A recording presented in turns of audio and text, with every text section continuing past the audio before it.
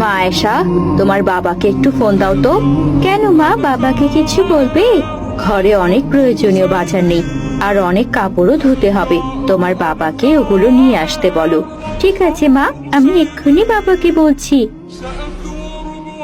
আয়েশার মা ঘর থেকে চলে যায়। আয়েশা তার বাবাকে ফোন দিয়ে সব প্রয়োজনীয় জিনিসের কথা বলে।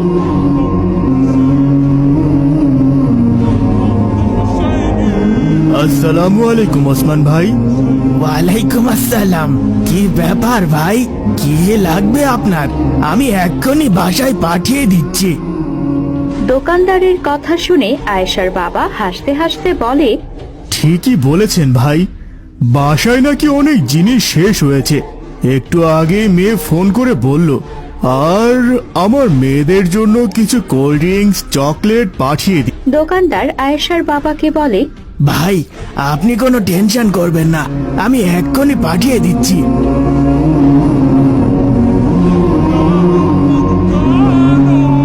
দোকানদার ভাই তার দোকানের জিনিসপত্রগুলো একটি বাজারের ব্যাগে রেডি করে দেয়, আর ছেলেটিকে বলে, এই বাবু, এগুলো নিয়ে মিশকাতদের বাসায় দিয়ে আয় তো। জি চাচা, আমি এক্ষুনি দিয়ে আসছি। ছেলেটি বাজারের ব্যাগটি নিয়ে মিশকাতদের বাসায় যায়। তাদের গেটে নক করে রোজা রুম থেকে আসে আর বলে, একটু অপেক্ষা করো, আসতেছি।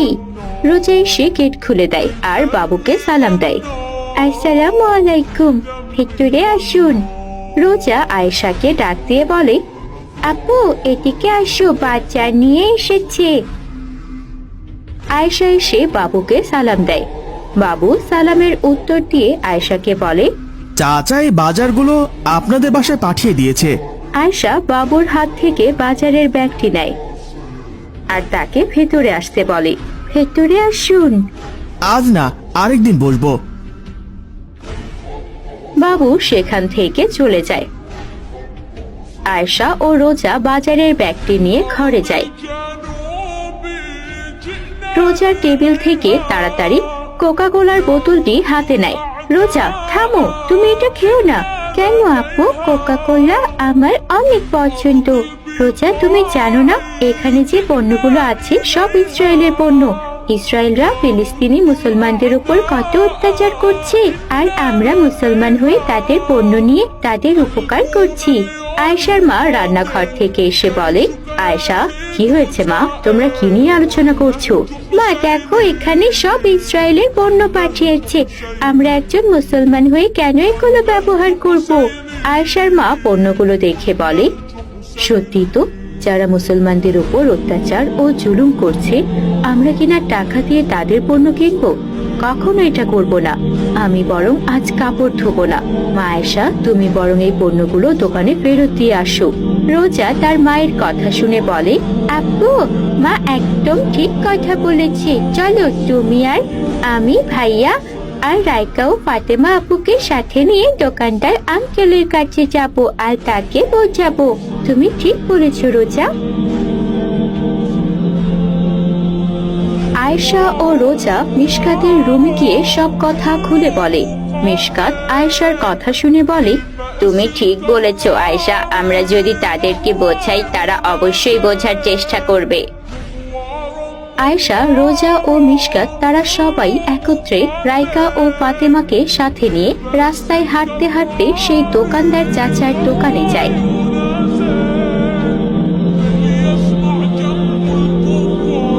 তারা সবাই দোকানে গিয়ে দোকানদারকে সালাম দেয়। আসসালামু আলাইকুম আঙ্কেল। দোকানদার সালামের উত্তর দিয়ে বলে, ওয়ালাইকুম আসসালাম। তোমরা সবাই কেমন আছো? আর তোমাদের সবার কি লাগবে মামুনিরা? আমাকে বলো। আয়েশা দোকানদারের উত্তর দিয়ে বলে, আলহামদুলিল্লাহ, আমরা সবাই ভালো আছি।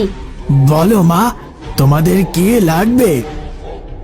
আঙ্কেল, আমরা কিছু নিতে আসিনি, এই জিনিসগুলো ফেরত দিতে এসেছি।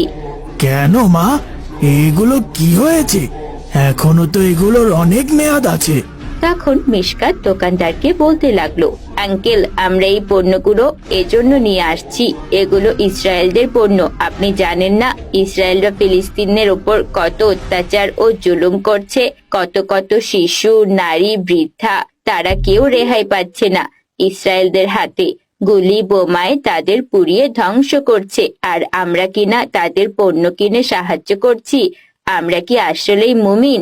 মিশকাতের কথা শুনে দোকানদার বলে, বাবা, আমি এটা একবারও ভাবি নাই, চিন্তাও করিনি। আল্লাহ আমাকে মাফ করুন। আমার দোকানে যত ইসরায়েলি পণ্য আছে এখনই সব পুড়িয়ে ফেলবো। আজ থেকে ইসরায়েল পণ্য বয়কট করলাম। এরপর দোকানদার তার দোকানের সমস্ত ইসরায়েলের পণ্য পুড়িয়ে ফেলে। দোকানে বসে থাকা বাবু কথাগুলো শুনে তার হাতের কোকা কোলা ফেলে দেয় আর পা দিয়ে লাথি মেরে বলে, আর কখনো ইসরায়েলের পণ্য বা জিনিস খাবো না এবং ব্যবহারও করব না। আয়েশা তখন বলে, আঙ্কেল, শুধু আপনি জানলেই আর আমরা জানলেই হবে না। চলেন আমরা সবাই মিলে সব দোকানদারকে জানাই, তারাও যেন ইসরায়েলের পণ্য ব্যবহার না করে। রোজা আয়েশার কথা শুনে বলে ওঠে, আপু চলো এই পণ্যগুলো আমরা দোকানে দোকানে গিয়ে দেখাবো, তাহলে সবাই ইসরায়েলের পণ্য চিনতে পারবে। রাইকা রোজার কথা শুনে বলে, রোজা একদম ঠিক বলেছে আয়েশা, এই পণ্যগুলো দেখলে তাদের চিনতে সুবিধা হবে কোনটা ইসরায়েলের পণ্য। আর ফাতেমা বলে, আয়েশা, আমরা ফিলিস্তিনের বুকফাটা চিৎকার শুনে কিছু করতে পারছি না।